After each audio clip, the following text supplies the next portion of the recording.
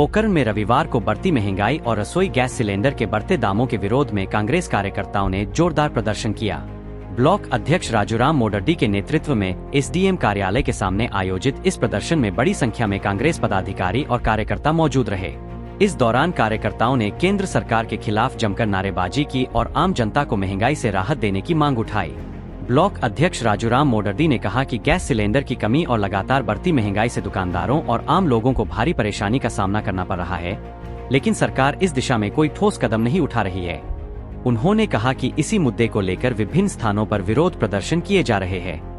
प्रदर्शन के दौरान कांग्रेस कार्यकर्ताओं ने प्रधानमंत्री का पुतला भी जलाया और सरकार के खिलाफ नारेबाजी की।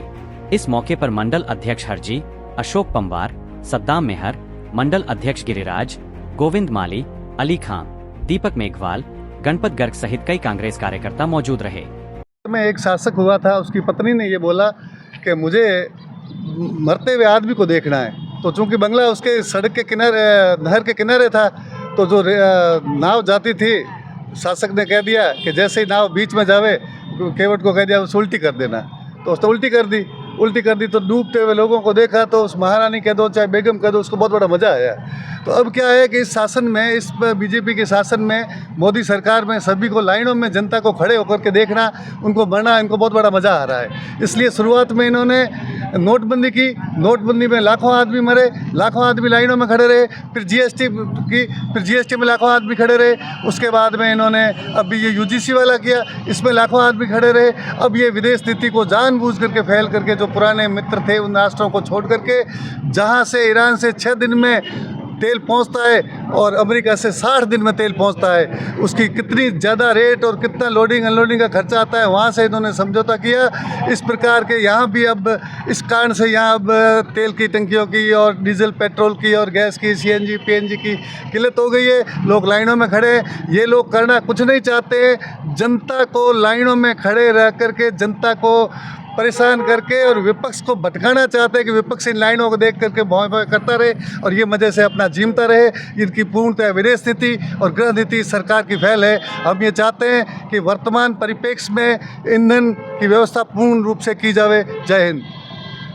अभी जो दिल्ली में बैठी हुई सरकार है, भाजपा सरकार है, ये पूरी तरह से एक फेल सरकार है, जिसकी कोई नीतियाँ, आपने देखा होगा कि अभी जो अमेरिका के साथ में जो डील हुई है वो एक तरह से बिल्कुल विफल डील है। विदेश नीति का इनको कोई नॉलेज नहीं है। हमारे कौन से देश जो है वो रणनीतिक रूप से हमारे साझेदार रहे हैं, जैसे कि रसिया है। रसिया पुराना भारत का मित्र रहा है, लेकिन ये अमेरिका के दबाव में आकर, आज अमेरिका के दबाव में आकर उसने रूस से सारे कॉन्टेक्ट हैं, वो मोदी जी उनके दबाव में, अमेरिका के दबाव में रूस के साथ में अपनी रणनीतियाँ ख़त्म कर रहे हैं। ये अमेरिका की एक चाल है और मोदी उस चाल में फंस चुके हैं, वो पंगु बन चुके हैं और इस कारण पूरे देश को जो है पंगु बनाना चाह रही है अमेरिका।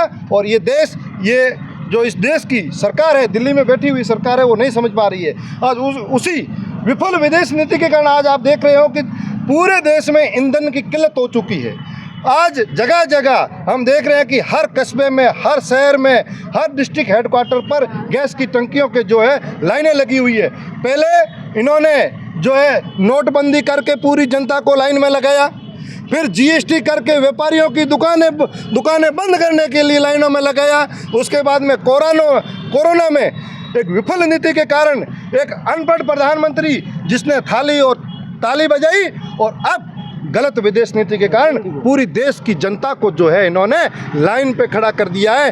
हम केंद्र सरकार से और राजस्थान सरकार से ये मांग करते हैं कि गैस के दामों में जो बढ़ोतरी हुई है, उस बढ़ोतरी को आप हाथों हाथ वापस लें और जनता को इसमें जो है रियायत दें।